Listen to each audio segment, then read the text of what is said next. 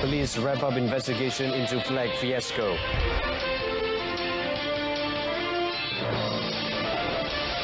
IPC-MC bill to be improvised before the next parliamentary session.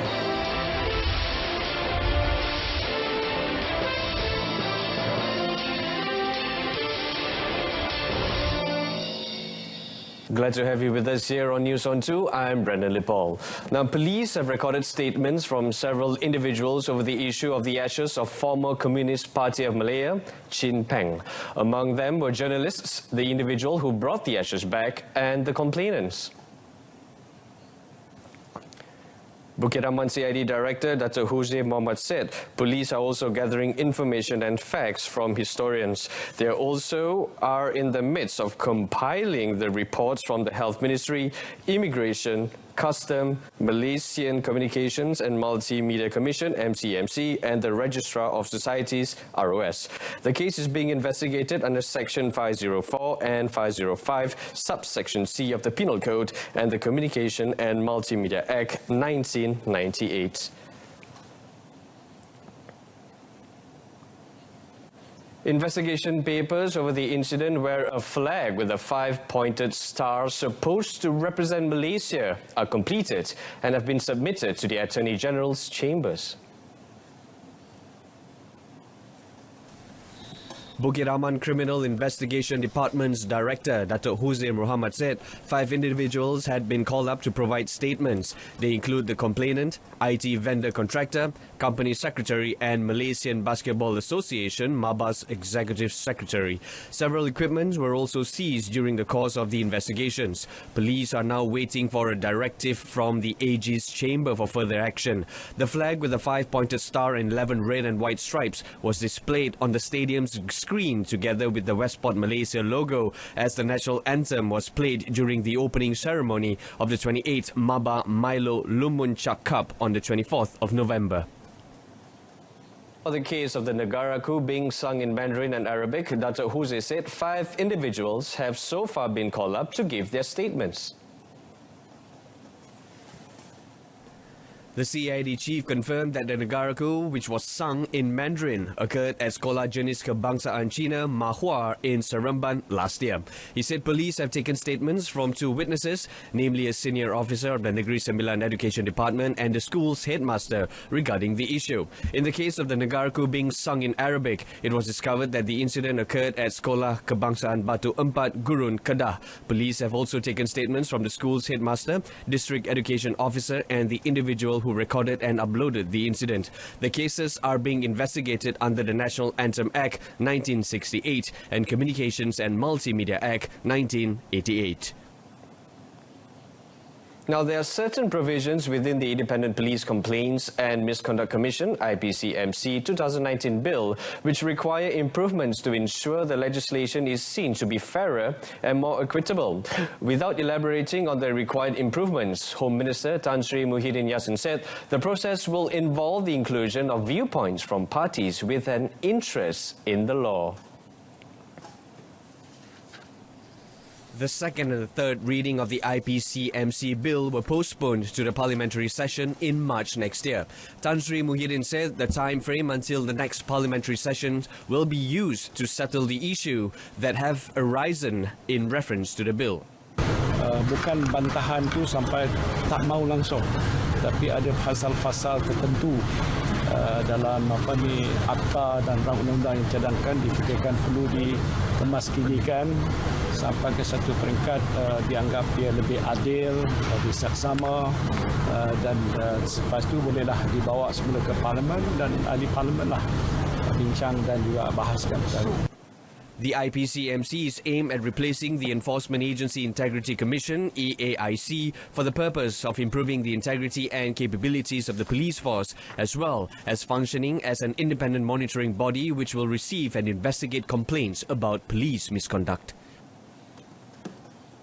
On another note, Tan Sri Muhyiddin said his ministry is still waiting for a full report from a special task force established to investigate into the disappearance of social activist Amri Chemat and Pastor Raymond Koh Kenju.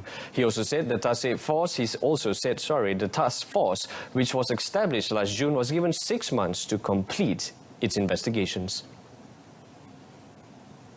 Dan kalau ikut jadual tu 6 bulan dan lepas siap tu nanti dia akan serahkan laporan pada saya. Jadi setakat hari ini saya belum dapat semak. Pertama sama ada tempoh tu dah tamat. Keduanya laporan yang saya minta dibuat oleh pasukan tu telah tersedia. Jadi kalau ada besok kita akan beritahulah apa hasil daripada task force tadi. The Special Task Force, headed by former High Court Judge Dato' Abdul Rahim Huda, was set up to probe on the enforced disappearance of the two individuals. The team is to focus its investigation on the Human Rights Commission of Malaysia's allegation that the disappearance of Amri and Co. on November 2016 and February 2017, respectively, was due to the involvement of the Royal Malaysian Police's Special Branch. Now, the completed report on the achievements of the Education Ministry initiatives implemented in 2019 will be announced tomorrow. Minister concerned, Dr. Mazli Malik, said the report will also be made available to the public. Mungkin ramai yang tertanya-tanya, apakah pencapaian Kementerian Pendidikan Malaysia ataupun KPM sepanjang tahun 2019 ini? Pada 13 Disember, hari Jumaat, Kementerian Pendidikan Malaysia akan membentangkan kad laporan untuk tahun 2019. Segala pencapaian, segala kejayaan oleh Kementerian Pendidikan Malaysia akan dikongsikan melalui kad laporan ini. Ianya boleh diakses di laman web Kementerian Pendidikan Malaysia ataupun di semua platform media sosial. Dr. Mazli said the country's education system had undergone several changes this year based on several needs. This include the repair and upgrading works on dilapidated schools around the country. He said so far 90% of the works on 534 schools are already completed. Dr. Mazli added that his ministry is also setting up a special committee to study the issues and problems faced by the disabled community, OKU, and guidelines to inclusive education for public universities and institutions. This and many other are part of the ministry's aim to empower the education sector by making universities and institutes as OKU friendly by the year 2025. Right, still to come, Qatar offers vast investment opportunities to Malaysian companies. Stay tuned.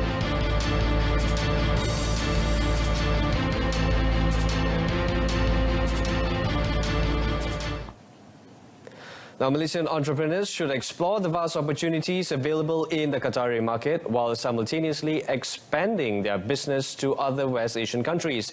Malaysia-Qatar Business Council MQBC President Dato' Mahiran Mohamad Saleh said Qatar has many established companies which are willing to collaborate with Malaysian companies in sectors such as oil and gas, health, tourism and food safety. Elaborating further on the matter, Dato' Mahiran said MQBC is ready to act as a one-stop centre for local companies and small and medium enterprises, SMEs, interested in investing in Qatar. Currently, she said, the number of Malaysian companies investing in Qatar was rather small compared with that of Singapore and Indonesia. Speaking to the Malaysian media in Doha, Dato' Mahiran said Prime Minister Tun Dr. Mahathir Mohamad's 4-day visit to Qatar is also expected to have a positive impact on the bilateral trade between the countries. Maknanya dia dengan kedatangan Tun Mahathir ke Qatar, kita berharap that the Malaysian companies yang masih ragu-ragu untuk datang and explore Qatar market dan jadikan GCC ni sebagai pasaran baru mereka. Jadi kita berharap dengan kedatangan kita punya our beloved Prime Minister, this scenario, this mindset will change. Qatar is Malaysia's fifth most important economic partner, with total trade between the two countries recorded at 3.72 billion ringgit in 2018, a 29% increase compared with 2017. Meanwhile, Prime Minister Tun Dr. Mahathir Mohamad has arrived in Doha to begin a 4-day official visit to Qatar. His special aircraft touched down at the Hamad International Airport in the Qatar capital at 9:15 p.m. local time. Tun Dr. Mahathir and his wife, Tun Dr. Siti Hasmah Muhammad Ali, was greeted upon arrival by Qatar's Minister of Commerce and Industry Ali bin Ahmad Al Kuwari and senior officials from both countries. This is Tun Dr. Mahathir's first visit to Qatar after being appointed as Malaysia's 7th Prime Minister in May last year.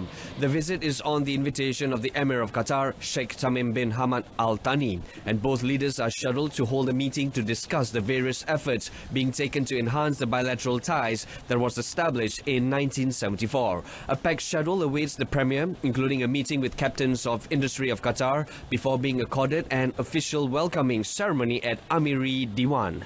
After the ceremony, Tun Dr. Mahathir is scheduled to have an audience and hold a four-eyed meeting with the Emir.